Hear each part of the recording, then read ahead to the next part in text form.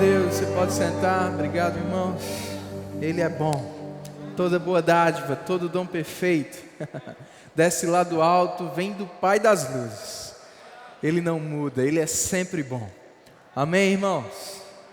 Glória a Deus. Graça e paz mais uma vez. Boa noite. Que coisa boa estarmos juntos, congregando, como a Bíblia nos instrui a não deixar de congregar. Amém? E o autor aos Hebreus diz mais. Ele disse, olha, quanto vedes que o dia se aproxima. Você percebe que o dia está se aproximando? Nós estamos com um novo tema da vez. Começamos hoje pela manhã. O tema da vez, a igreja e os últimos dias. Diga, a igreja e os últimos dias. Tivemos nessa manhã uma mensagem maravilhosa, esclarecedora demais, do irmão Tiago Garcia. Se você não veio, não assistiu, eu te indico para você assistir ainda hoje, se puder, se não amanhã, vai te edificar bastante. Amém? E é sobre isso que vamos continuar falando nessa noite. Tem também uma lista de livros em promoção na nossa livraria sobre esse tema. 40% de desconto nesses livros, no combo, né? São livros maravilhosos. Eu quero destacar esse aqui, que foi falado também nos avisos, Guia de Sobrevivência dos Últimos Dias. Eu estou lendo esse livro e é mesmo maravilhoso. Diga comigo, estamos nos últimos dias. Em 1 Tessalonicenses, capítulo 1,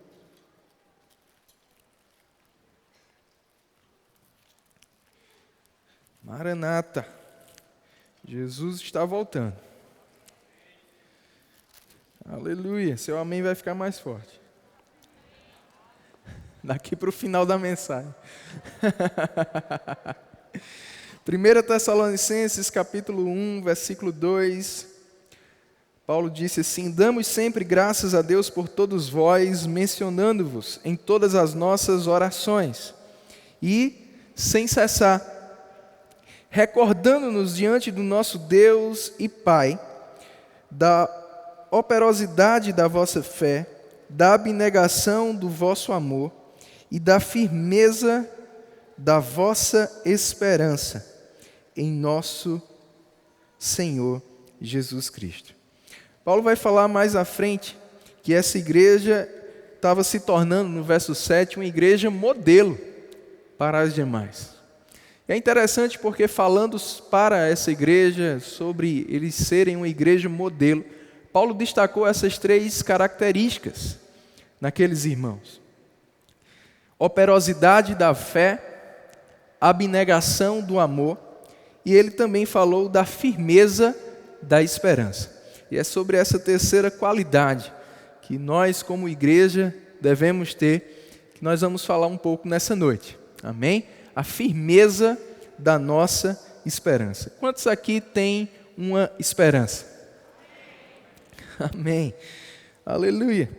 Nós temos uma bendita esperança. Abre comigo lá em Tito.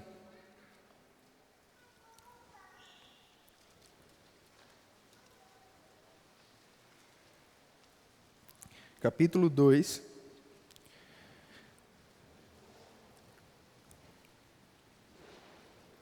Verso 11. Diz assim, porquanto a graça de Deus se manifestou salvadora a todos os homens. Já falamos sobre essa salvação quando celebramos aqui a Santa Ceia.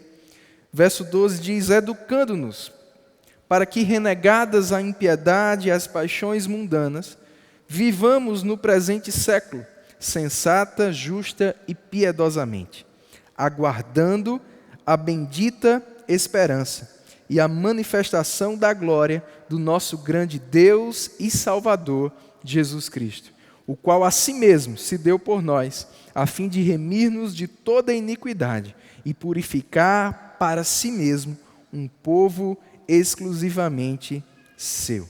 Aleluia! Zeloso de boas obras. Amém?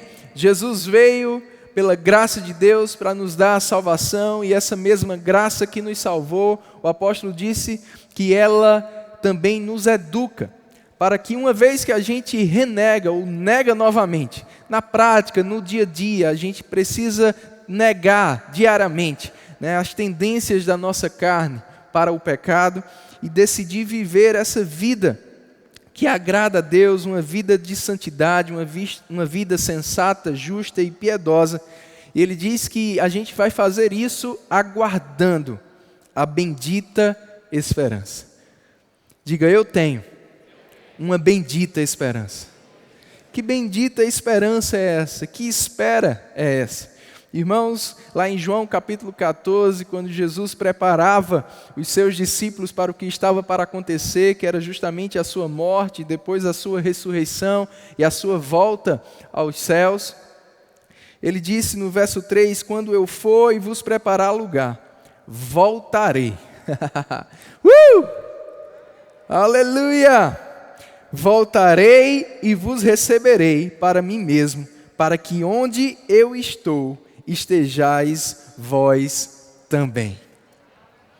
E vós sabeis o caminho para onde eu vou. Disse-lhe Tomé, Senhor, não sabemos para onde vais, como saber o caminho? E respondeu-lhe Jesus, eu sou o caminho, a verdade e a vida. E ninguém vem ao Pai, senão por mim. É interessante que no livro de Atos, os discípulos foram reconhecidos algumas vezes como aqueles do caminho. Um caminho significa um trajeto para algum lugar. Ei, nós estamos no caminho. Amém, irmãos? Essa vida nesse corpo aqui é passageira. Mas a nossa vida, ela é eterna. Esse corpo será revestido de glória, de imortalidade, incorruptibilidade, e nós vamos viver eternamente. Se você confessou Jesus como Senhor da sua vida, você tem a vida eterna. Porque como está lá em João 3,16, Deus amou o mundo de tal maneira que deu o seu único Filho para que todo aquele que nele crê não pereça, mas tenha a vida eterna. Você é eterno. Na verdade, todas as pessoas, todos os seres humanos são eternos. A questão é onde passaremos a eternidade. Se entregamos a nossa vida a Jesus, se recebemos essa salvação, nós vamos viver eternamente com Ele. Amém? E essa é a nossa esperança.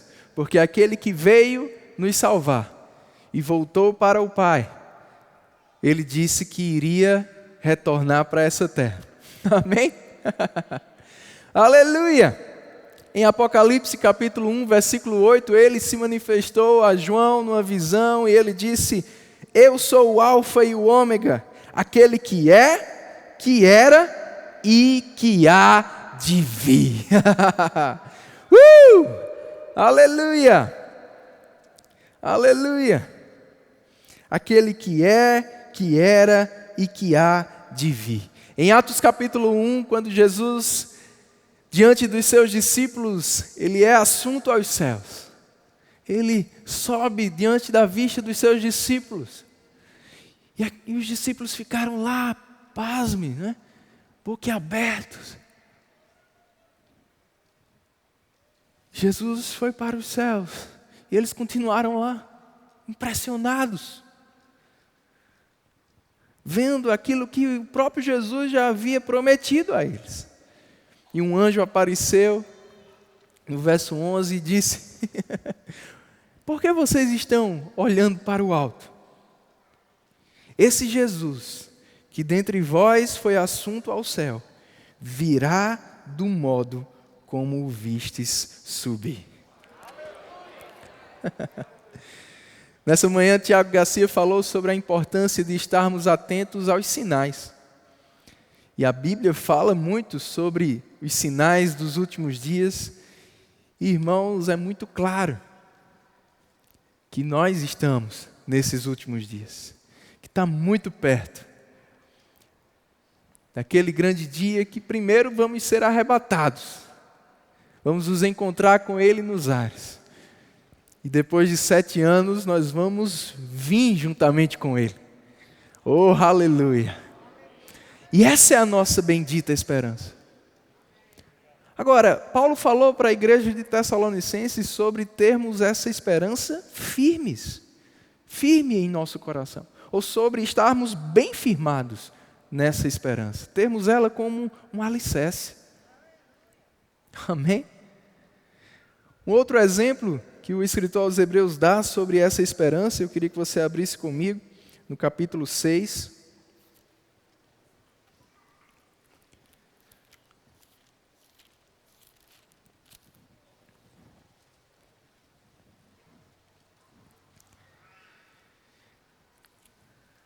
Ele fala primeiro no verso 10 que Deus não é injusto para ficar esquecido do nosso trabalho. E uma das coisas boas, meu irmão, é de que nós teremos grandes recompensas, galardões eternos. Amém? Seremos julgados por aquilo que fazemos aqui. Estaremos todos diante do tribunal de Cristo. E Ele julgará as nossas obras e nos galardoará por tudo aquilo que temos feito de acordo com a sua vontade. Amém? Cumprindo o propósito dele para as nossas vidas. Deus não é injusto. Amém? Deus é um bom pagador. Paulo disse a Timóteo que a vida de piedade tem bom proveito ou bons resultados na vida que agora é, mas também na que há de vir. Amém? Eu quero que você entenda nessa noite que Deus planejou uma eternidade gloriosa para você. E isso tem que te fazer se focar lá, mais do que você está focado aqui. Essa esperança precisa estar bem firmada no teu coração. Todos os dias eu e você precisamos pensar sobre isso. Todos os dias eu e você precisamos desejar isso. Qual é a tua esperança? E aqui o escritor aos Hebreus continuou falando para nós imitarmos aqueles que pela fé e pela longanimidade herdam as promessas. No verso 11 ele diz, olha, continua cada um de vós mostrando até o fim a mesma diligência, para a plena certeza da esperança. Ei, meu irmão, eu e você precisamos estar plenamente convictos dessa esperança. Você está plenamente convicto? Sabe que a fé vem pelo ouvir? Você precisa ler mais, estudar mais a palavra. É por isso que nós indicamos esses livros, é por isso que o pastor foi guiado para trazer esse tema da vez, para que possamos estar ouvindo sobre isso, para que estejamos cada vez mais plenamente convictos dessa esperança, de que Jesus está voltando, está perto de voltar. Amém? Está muito perto, meu irmão. E aí mais à frente, no verso 18, diz assim, Hebreus 6,18, para que mediante duas coisas imutáveis, nas quais é impossível que Deus minta, forte alento tenhamos nós, que já corremos para o refúgio. Quantos já correram para o refúgio? Ele diz, olha, você vai ter um forte alento, uma consolação, a fim de não lançar mão da esperança proposta, a qual temos por âncora da alma, segura e firme, que penetra além do véu, onde Jesus, como precursor, entrou por nós, tendo se tornado sumo sacerdote para sempre, segundo a ordem de Melquisedeque. Ele diz aqui que essa esperança deve ser uma âncora para a nossa alma. Paulo fala aos Tessalonicenses sobre a firmeza da esperança. Uma âncora, ela precisa estar bem firmada. E essa esperança precisa estar bem firmada, não só no teu coração, mas também na tua alma. É por isso que precisamos ouvir e ouvir e ouvir, renovando a nossa mente, mudando a nossa maneira de pensar, deixando de pensar apenas como seres terrenos e passando a pensar como seres eternos. Âncora da alma. Estamos vivendo um tempo, e isso também faz parte das profecias bíblicas, daquilo que o mundo tem sofrido e vai continuar sofrendo nos últimos dias, mais um tempo de muitos ataques e pessoas sofrendo muito na alma, na mente. Quantas doenças psicossomáticas. Deram um título à depressão como a doença do século. E sabe que eu e você não precisamos sofrer com isso. E uma das coisas que vai nos preservar é termos a nossa alma. Isso inclui as nossas emoções bem ancoradas.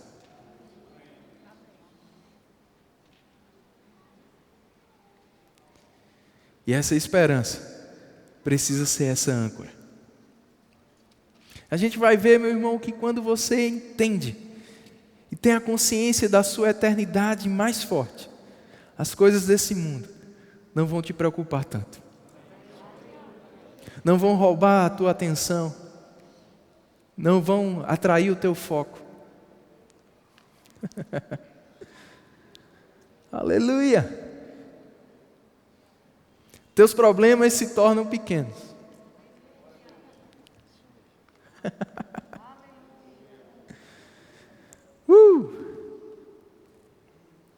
Aleluia! Estou deixando você pensar um pouco e Deus falar com o teu coração. Eu creio que essa é uma noite de libertação. Porque o conhecimento liberta. Amém? Aleluia. Âncora da alma. Quando algumas situações, circunstâncias, adversidades quiserem te mover e determinar para onde você vai, o que você vai fazer, o que você vai escolher, como você vai reagir, você pode se firmar nessa verdade. Isso é passageiro. Isso é passageiro. Isso é passageiro. Paulo entendia isso. Eu quero ler com você 2 Coríntios, capítulo 4.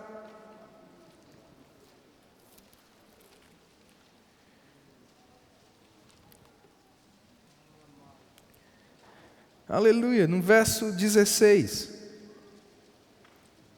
Ele diz assim: por isso não desanimamos.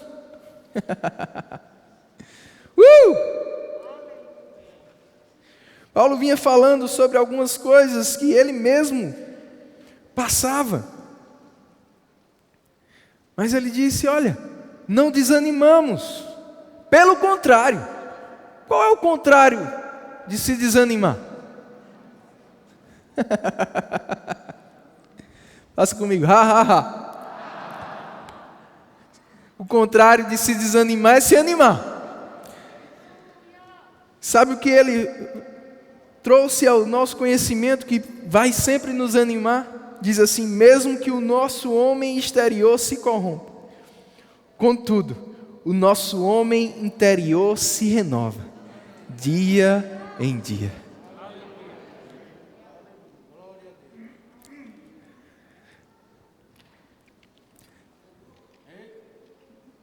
Sabe que tem gente que fica doente, fica preocupada, depois depressiva, por conta desse corpo.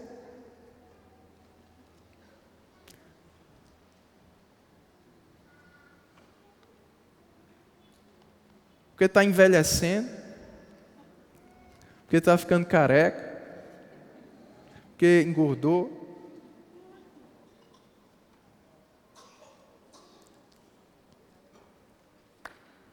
Ei, esse corpo é passageiro. Claro, a gente precisa cuidar bem dele para que a gente passe até o fim com ele. Bem, amém? Mas ele é passageiro. Estou dando um exemplo sobre o corpo, mas sabe que muitas coisas que são passageiras roubam a nossa atenção, o nosso foco, e nós damos a ela uma importância que não lhe é devida, porque é passageiro. E no versículo seguinte, Paulo fala sobre as tribulações. Todos nós passamos por tribulações, problemas, porque esse mundo jaz no maligno. O diabo é o Deus desse século. E foi dada a ele a autoridade sobre esse mundo. Até aquele dia. Então, vamos passar por tribulações. O próprio Jesus disse: no mundo tereis aflições. Mas ele também disse: tende bom ânimo. Eu venci o mundo. Isso aí que está querendo te derrotar, já foi derrotado. E em todas as coisas, Paulo disse, somos mais do que vencedores. Amém. Todos nós passamos por algumas tribulações. Mas Paulo diz assim, a nossa leve e momentânea tribulação produz para nós eterno peso de glória, acima de toda comparação. Paulo disse, olha, para eu cumprir o meu chamado, para eu fazer aquilo que Deus quer que eu faça, para eu viver de uma forma que agrada a Deus, eu vou enfrentar algumas tribulações, perseguições, vou ter problemas, coisas vão me acontecer, coisas vão vir contra mim, pessoas vão ser contra mim, vou enfrentar dificuldades, mas tudo isso, quando comparado ao que está por vir, se torna leve e momentâneo. Cuidado para você não transformar em definitivo aquilo que é momentâneo.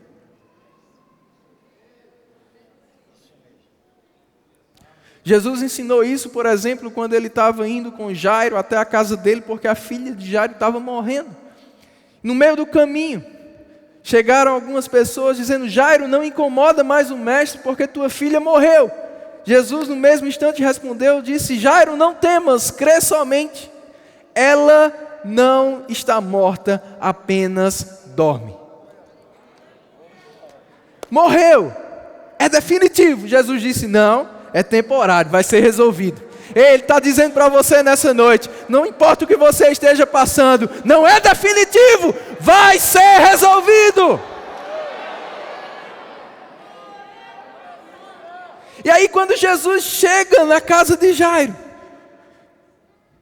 Marcos narrou no evangelho que havia um grande alvoroço. Não era para menos, naturalmente falando, uma menina de 12 anos morta. Como não estavam os familiares, como não estava a vizinhança. Grande desespero, choro, tristeza. Mas é interessante, irmãos, porque Jesus chega e quando ele vê aquele grande alvoroço, ele pergunta para aquelas pessoas, ei, por que vocês estão chorando?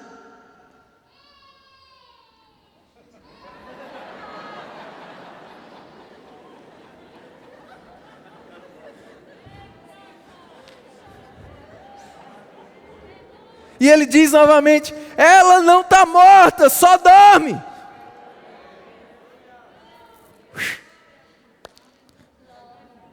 E aí Jesus pede para todo mundo que estava chorando, desesperado, sair.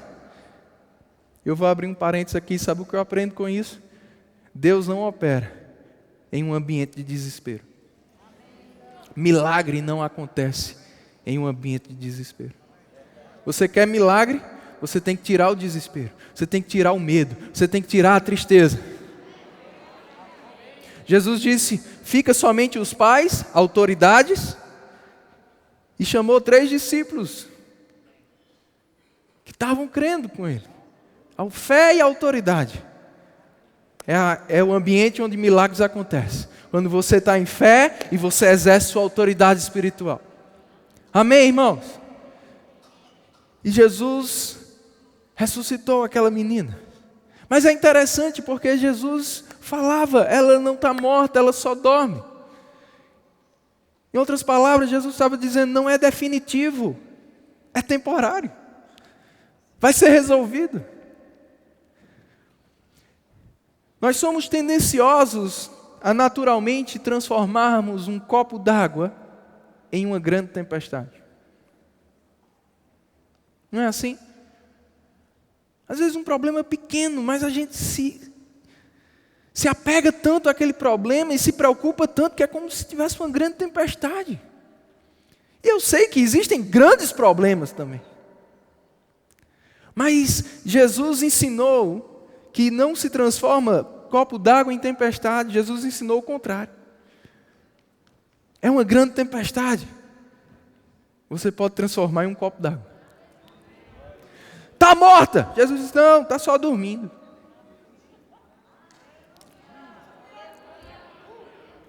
Não é que você vai negar a realidade, é que você está consciente de uma outra realidade, de uma outra verdade. E quando você está consciente da eternidade, irmãos, as coisas desse mundo vão se tornar, as tribulações desse mundo vão se tornar leves e momentâneas. Leve, e ele diz depois, peso de glória. Como uma balança. O que tem mais peso para você? Teus problemas?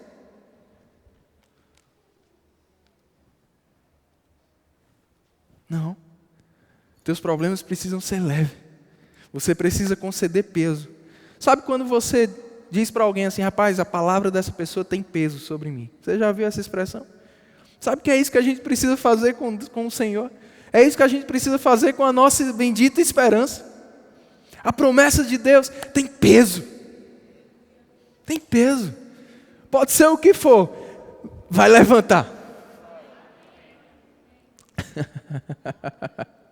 É o que eu vou me deter. É na promessa de Deus. É na palavra de Deus. Amém, irmãos? Aí no verso 18 ele diz como? Não atentando nós nas coisas que se veem, mas nas que se não veem. Porque as que se veem são temporais, mas as que não se veem são eternas.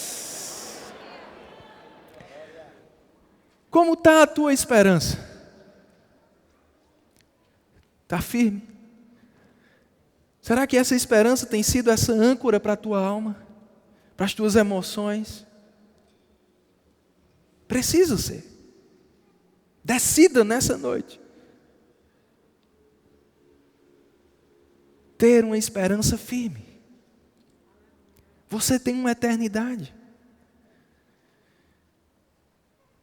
E aquilo que está reservado para você na eternidade, quando comparado ao que você passa aqui, ele diz, é acima de toda comparação. Nem se compara. Nem se pode comparar. Então, para que ficar atentando para isso? Para que colocar o teu foco demais nisso?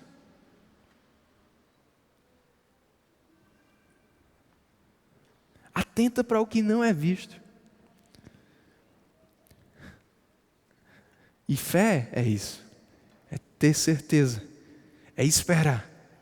Aquilo que você pode não estar vendo. Mas porque Deus falou, você sabe que é verdade. Amém? E depois, no capítulo 5, ele começa, é a mesma carta, ele está dando continuidade. Essa divisão, capítulos e versículos, foram os estudiosos depois que fizeram, mas Paulo está continuando sua carta aqui. Ele diz, sabemos que se a nossa casa terrestre deste tabernáculo se desfizer, temos da parte de Deus um edifício, casa não feita por mãos, eterna, nos céus. E por isso, nesse tabernáculo, ele está falando do corpo, gememos, aspirando, por sermos revestidos da nossa habitação celestial. Ei, meu irmão, eu e você precisamos estar aspirando, desejando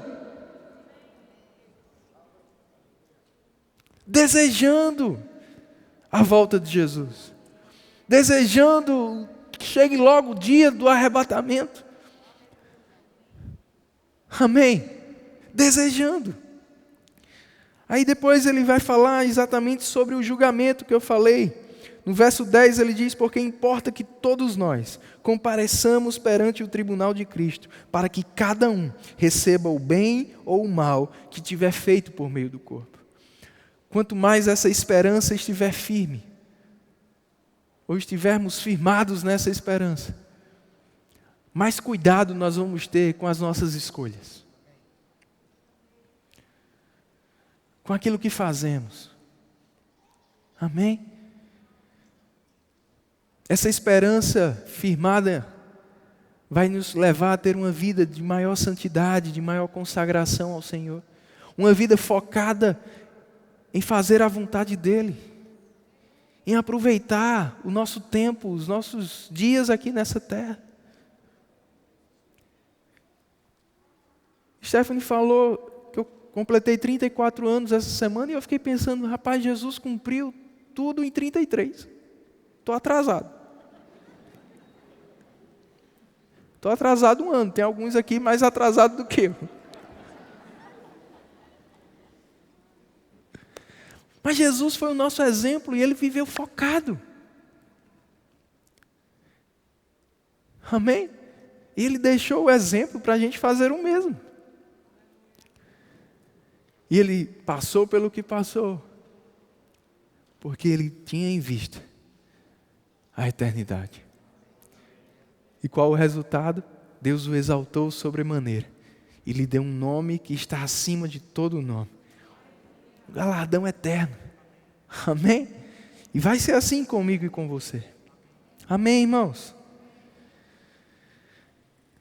E essa consciência, essa esperança firmada, vai também nos levar a pregar o Evangelho, para que outros possam garantir essa eternidade com Deus, porque não tem uma terceira opção, ou é com Deus, ou é sem Ele, no inferno, sofrimento eterno, ou é vida eterna, ou é sofrimento eterno,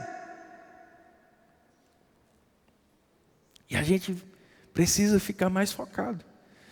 Tem um vídeo que eu queria que você assistisse, bem interessante, o exemplo que esse pregador trouxe, e eu creio que vai abençoar você também.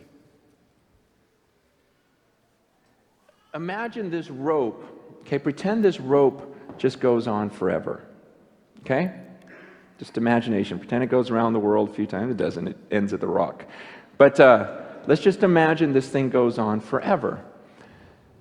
Now imagine that this rope is a timeline of your existence. You just exist forever. You see this red part? This would represent your time on earth. You've got a few short years here on earth, and then you've got all of eternity somewhere else. This is your existence. And what blows me away is some of you, all you think about is this red part. It's all you think about. You're consumed with this. You go, oh man, I can't wait till here. You know, I'm going to work hard. I'm going to save so I can really enjoy this part right here. And you're consumed with that. And you're thinking, oh man, am I going to get to travel? Am I going to eat well? Am I going to do this during this part? And I'm like, are you kidding me? What about this? What about this? What about all this stuff? It's crazy to me because the Bible teaches that what I do during this little red part determines how I'm going to exist for millions and millions and millions of years forever. And so why would I spend this little red part trying to make myself as comfortable as possible, enjoying myself as much as I can? Paul says, look, I'm going to live my life for this mission. I'm going to spend my life, invest my life for this moment when I cross that finish line. See, I'm going to forget about all this stuff I could enjoy, and I'm not going to look around. I'm going to be like a runner just looking at that moment when I face God, because when I face Him, then I don't get this chance over again. We get one chance at this life on earth, and it can end at any second for any of us. We've got one chance at this, and then comes eternity. And I'm not going to be fooled. I'm not going to spend my life down here. See, people look at some of my decisions and go, oh, you're so stupid because that's going to really affect this. I go, no, you're stupid because it's going to affect all of this. Man.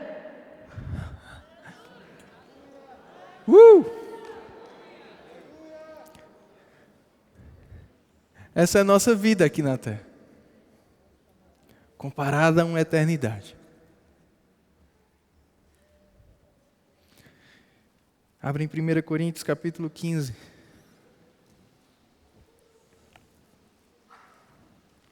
Como dizia o pastor Bud, está ficando quieto aqui.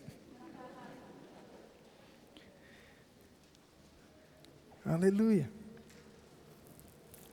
Paulo está aqui defendendo a ressurreição de Jesus, que é a nossa grande garantia da nossa fé. Porque Jesus ressuscitou como o primogênito dentre os mortos. Ele veio como o único filho, o unigênito. Mas quando ele ressuscita como o primeiro. E ele foi o primeiro porque eu e você vamos vir em seguida. Amém? Assim como ele ressuscitou com um corpo eterno, nós também vamos ressuscitar naquele dia. Os que morreram vão receber o seu corpo e nós que estivermos vivos vamos ser transformados num piscar de olhos, no arrebatamento, quando nos encontrarmos com o Senhor nos ares. Um corpo eterno. Oh, aleluia! E Paulo está defendendo isso aqui. Ele diz, olha, eu vi Jesus ressuscitar. Os discípulos viram, mais de 500 pessoas viram. No verso 16 ele diz, porque se os mortos não ressuscitam, também Cristo não ressuscitou. E ele está falando dessa ressurreição para a eternidade. E se Cristo não ressuscitou, é vã a vossa fé, e ainda permaneceis nos vossos pecados. E ainda mais, os que dormiram em Cristo, já era. Mas a gente sabe, irmãos, que Cristo ressuscitou. E Paulo está afirmando isso. E aí no verso 19 ele diz, se a nossa esperança em Cristo se limita apenas a esta vida, somos os mais infelizes de todos os homens. Você até pode ter uma esperança, mas possa ser que essa tua esperança esteja limitada.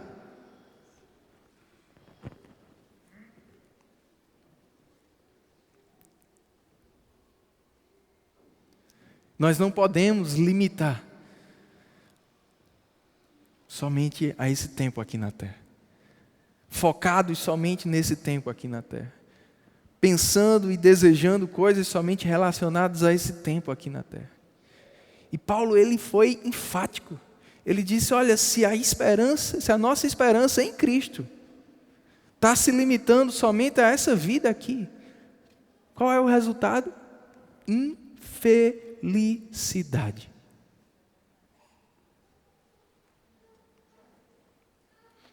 Mas a gente pode ler ao avesso. Se a nossa esperança em Cristo não se limita, nós vamos ser os mais felizes dessa terra. Deus tem uma vida de felicidade para mim e para você, nessa terra. Mas para a gente desfrutar dessa felicidade nessa terra, a gente precisa não estar focado nessa terra.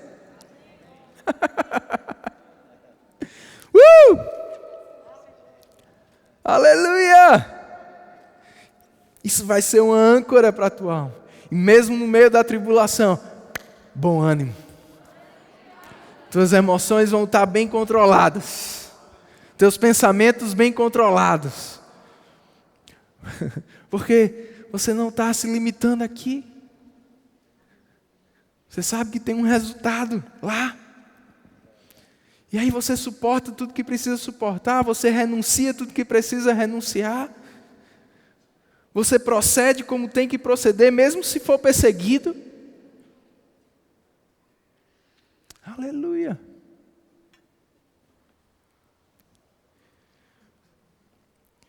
E ele continua no verso 30. Ainda justificando, afirmando, que a ressurreição aconteceu. Ele diz assim, por que vocês acham que nós nos expomos a perigos a toda hora?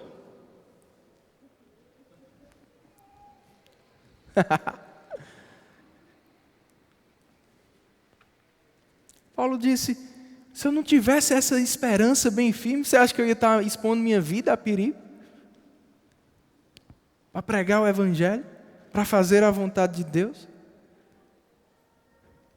Aí ele diz, dia após dia, morro. Morre para si mesmo. Morre para a sua própria vontade. Porque quando você tem essa consciência do tempo, da eternidade, você não vai viver para você. Você vai entender que tem um tempo para você cumprir o seu propósito. Você vai viver para cumprir aquele propósito. Você não vai ter a sua vida como preciosa para si mesmo. Você vai querer cumprir a vontade de Deus, fazer a vontade de Deus, aonde você estiver, no que você faz. Você vai querer ganhar vidas.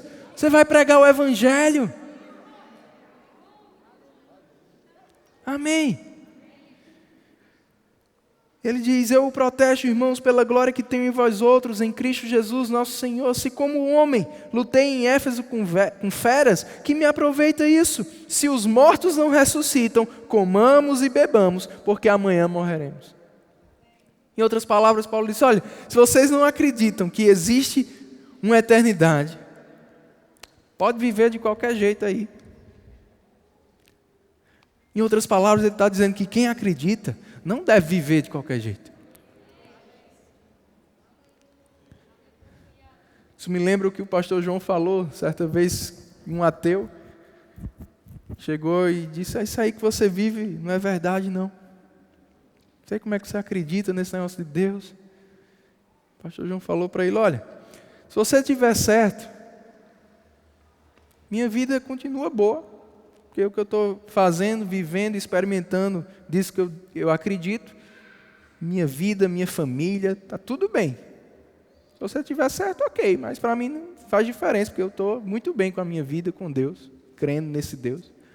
Agora, se eu estiver certo, é bom você se endireitar logo.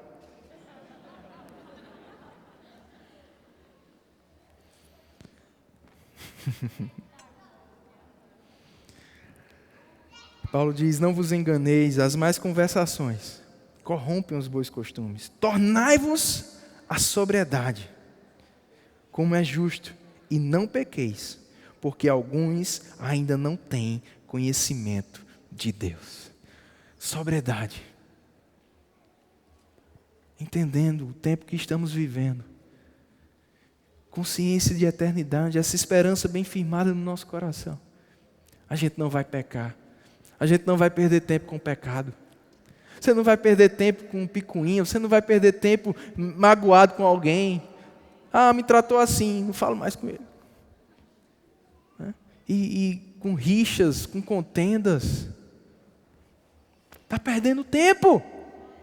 E o tempo não volta.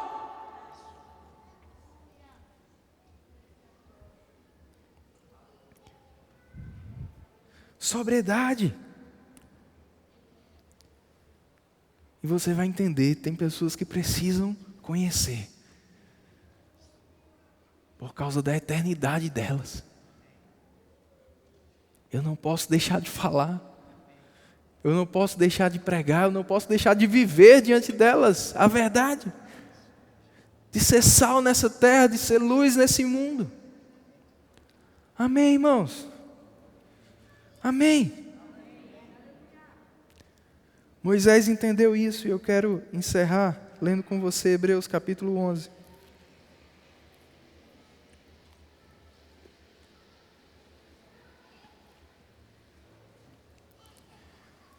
Deus está falando com você nessa noite. Diga, eu tenho uma bendita esperança.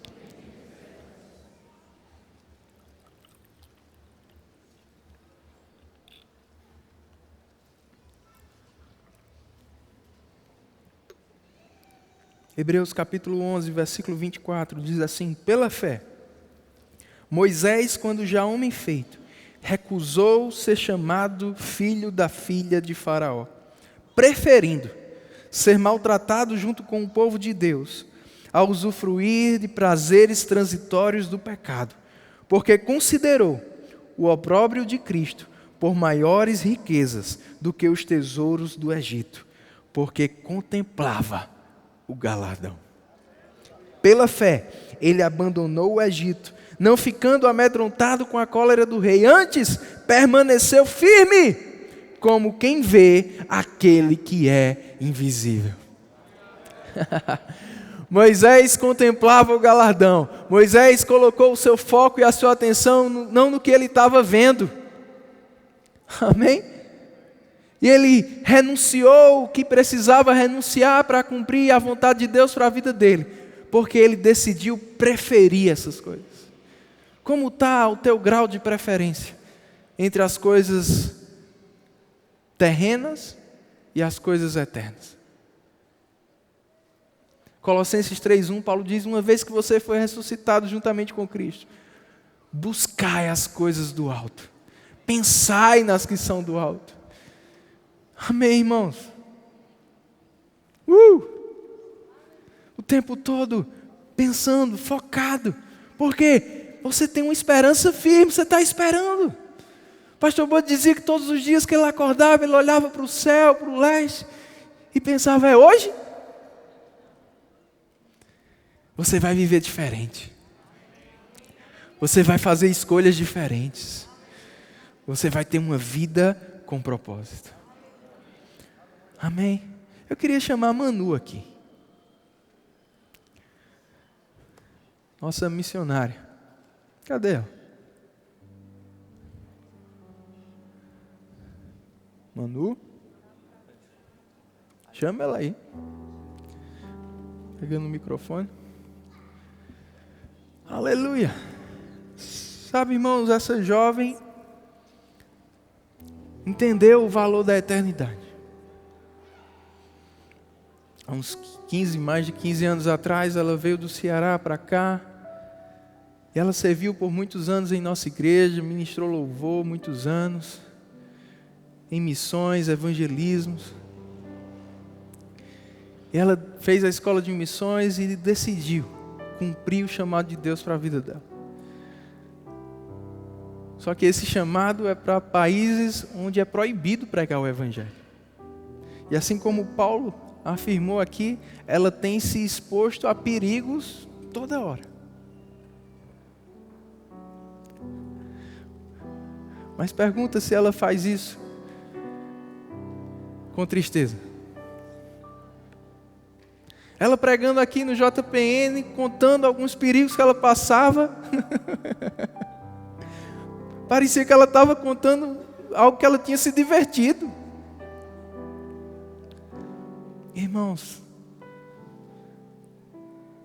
a gente precisa ter essa consciência. Ela vai estar retornando para aqueles países agora em agosto. Eu queria que você ficasse de pé. Nós vamos orar por ela.